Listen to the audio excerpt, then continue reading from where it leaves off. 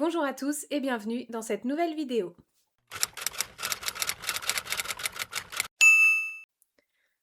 Aujourd'hui, on se retrouve comme chaque fin de mois pour le format podcast et on va s'intéresser à l'auteur René Barjavel. René Barjavel, c'est un auteur français qui est décédé depuis le temps. C'est un auteur des années 50, 60, 70, ça dépend un petit peu de ses ouvrages. C'est un auteur que j'aime beaucoup, même si ça peut être assez controversé par rapport à ce qu'il écrit, notamment la vision du corps des femmes et compagnie, mais ça je vous en ai déjà parlé dans plusieurs vidéos. Néanmoins, c'est un auteur d'anticipation et c'est un auteur qui, je trouve, a pu voir dans le futur d'une manière prodigieuse et j'aime énormément ses ouvrages.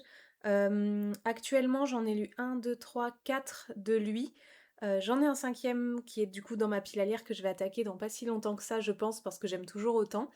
Il y en a un que j'ai prêté, le premier, donc je vais vous lire le résumé, donc je vous mettrai une petite image juste à côté évidemment.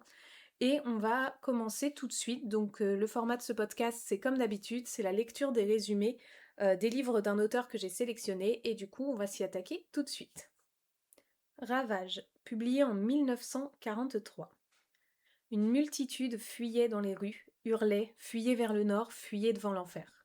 Il n'y avait plus de respect, plus d'amour, plus de famille. Chacun courait pour sa peau. À l'été 2052, une coupure d'électricité paralyse la France et plonge la société dans le chaos. Le jeune François, étudiant en chimie à Paris, tente de fuir la capitale et son ambiance apocalyptique pour rejoindre la campagne provençale avec Blanche, son amour de jeunesse. Suivis par d'autres déserteurs, ils entament un exode à travers le pays dans l'espoir d'une vie meilleure, libérée de la technologie et de ses dérives. Sachez que ce livre-là a été le premier livre que j'ai lu de Barjavel. Ça a été un véritable coup de cœur, un bouleversement pour moi. Je l'ai trouvé merveilleusement bien écrit et c'est vraiment ce qui m'a ouvert à tout l'univers de Barjavel. Le second à vous présenter, c'est Béni soit l'atome et autres nouvelles, paru chez Librio. Et ici, on est sur un recueil de nouvelles de Barjavel, toujours dans les mêmes thématiques, mais c'est vraiment quelques petites nouvelles, et je vous en ai parlé très récemment dans mon dernier ou avant-dernier avis lecture. L'homme est moyen, l'homme est médiocre, mais il habite l'infini et l'infini l'habite. Dans un futur où toutes les nations se sont dotées de l'arme nucléaire, un pays jusqu'alors ignoré provoque la destruction de la Terre en moins d'1 heure. Protégés par l'altitude, seuls les passagers du stratobus B312 survivent. Ils trouvent refuge au Groenland, le dernier endroit du globe encore indemne de radiation, et y organisent sous un joug scientifique la souche de l'humanité nouvelle. Des millénaires plus tard, les hommes vivent dans le confort et la paix, soutenus par leur technologie de pointe, mais l'ennui les rattrape. Là, il s'agit justement du résumé d'une des nouvelles, mais ça résume pas toutes les nouvelles qu'il y a dans cet ouvrage.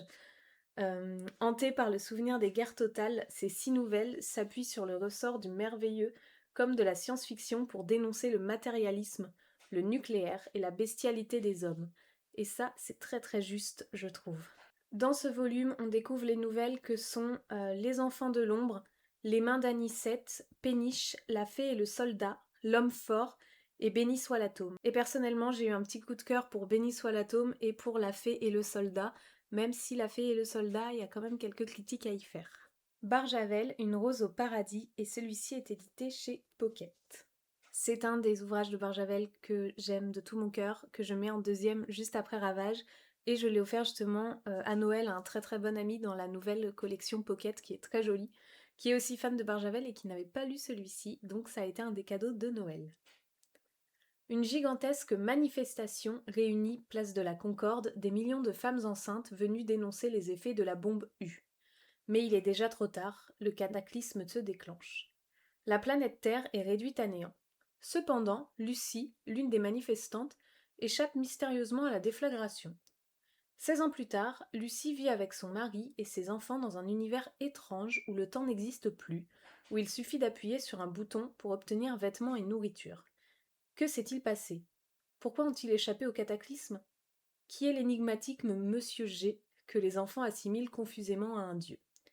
Dans ce roman qui se déroule à l'aube des années 90, la science-fiction rejoint nos préoccupations les plus profondes. Et vraiment, vraiment, ce livre, j'ai adoré, j'ai adoré, j'ai adoré.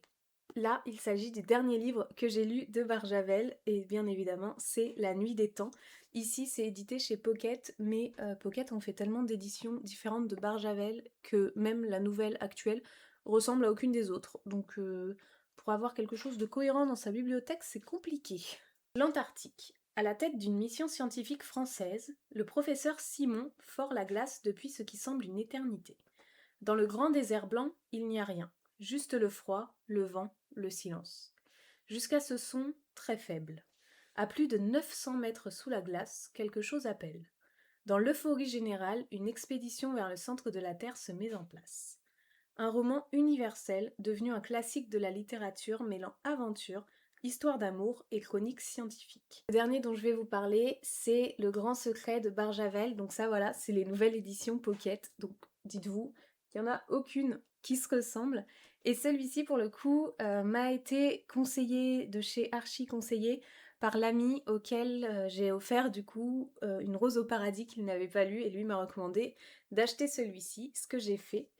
Le Grand Secret. C'est l'histoire d'un couple séparé par un extraordinaire événement, puis réunis dans des circonstances telles que jamais un homme et une femme n'en ont connu des pareilles. C'est aussi l'histoire d'un mystère qui, depuis 1955, a réuni à l'insu de tous, par-dessus les oppositions des idéologies et des impérialismes, les chefs des plus grandes nations. C'est ce grand secret qui a mis fin à la guerre froide, qui a causé l'assassinat de Kennedy, qui explique le comportement de De Gaulle en mai 68, qui a rendu indispensables les voyages de Nixon à Moscou et à Pékin. C'est le secret de la plus grande peur et du plus grand espoir du monde. Et donc ça, c'est ma prochaine lecture parce que c'est le dernier de Barjavel que je possède dans ma bibliothèque et que je n'ai pas encore lu. Voilà tout le monde, c'en est terminé pour cette vidéo de lecture de résumé de Barjavel. Je sais qu'il y en a encore quelques-uns dont je ne possède pas. Je sais qu'il y a quelque chose avec un enchanteur, je sais qu'il y a la charrette bleue. Des titres à peu près comme ça. Je crois que la charrette bleue, on n'est pas sur un roman science-fiction comme il a pu faire. L'enchanteur, je crois que si, et il me semble qu'il y en a encore un autre un petit peu dans le sens de la romance, où Barjavel s'est essayé dans ce style, je crois. Il y a aussi Katmandou, quelque chose comme ça. Les chemins de Katmandou, les dames à la licorne, bref, il me reste encore de quoi m'amuser. Néanmoins, je vous lis pas les résumés de ceux-ci, déjà parce que je les ai pas, et parce que j'ai pas envie de me spoiler en avance. Je veux lire le dernier de Barjavel qui me reste, et après chercher lequel va m'occuper et avec lequel je vais pouvoir m'attaquer. N'hésitez pas, vous, à me dire en commentaire si vous connaissez cet auteur, si c'est un auteur qui vous plaît ou non, car c'est possible aussi. Si vous avez lu certains de ses ouvrages, s'il y en a qui vous donnent envie, ou si vous en avez lu d'autres. Moi, je suis très friande de la lecture de vos commentaires et je réponds à tous.